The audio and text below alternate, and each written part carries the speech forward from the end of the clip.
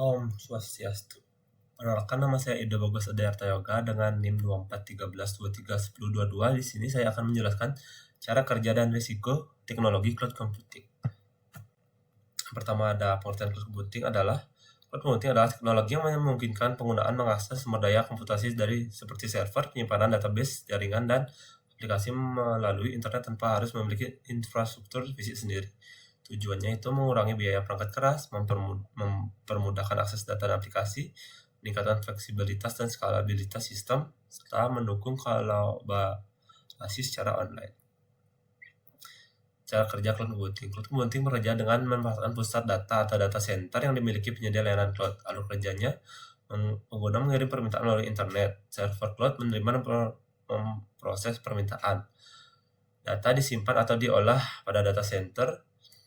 Hasil dikirim kembali ke pengguna secara real time. Komponen utamanya adalah klien atau user, internet, data center, cloud server.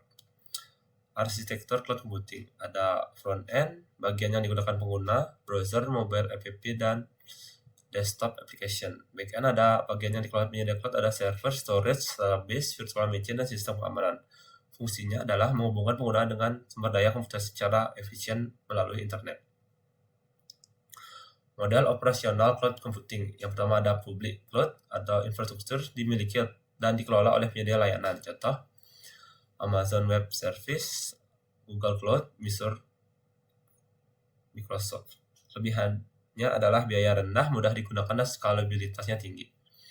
Setelah itu ada private cloud. Cloud digunakan khusus oleh satu organisasi. Kelebihannya keamanannya lebih tinggi, kontrol penuh terhadap data, contoh untuk perusahaan besar. Setelah itu ada hybrid cloud, gabungan public cloud dan private cloud. Kelebihannya adalah fleksibel, biaya lebih efisien, dan data sensitif tetap aman.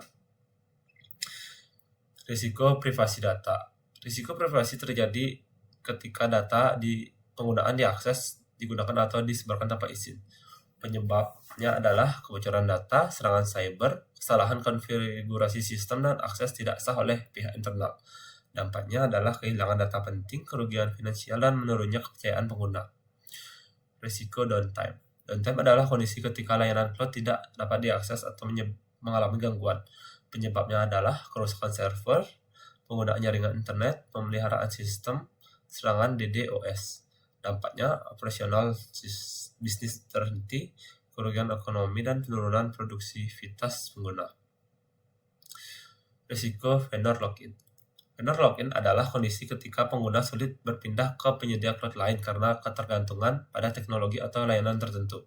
Penyebabnya format data proprietary, API khusus vendor, ketergantungan aplikasi. Dampaknya biaya migrasi tinggi, kurang fleksibel, sulit mengganti penyedia layanan. Strategi mengurangi risiko cloud computing. Mengatasi risiko privasi adalah yang pertama ada enkripsi data, yang kedua ada multi-factor authentication atau MFA, yang ketiga ada backup data berkala. Cara mengatasi downtime adalah disaster recovery plan, redundancy server, dan monitoring system. Mengatasi vendor lock-in menggunakan standar terbuka, dokumentasi migrasi data, dan menerapkan sistem multi-cloud. Keuntungan cloud computing bagi individu atau organisasi. Keuntungannya adalah akses data kapan saja dan di mana saja. Skalabilitasnya sesuai kebutuhan. Menghemat biaya infrastruktur, pemeliharaan sistem lebih mudah, dan mendukung transformasi digital. Sekian penjelasan dari saya. Terima kasih. Om Santi.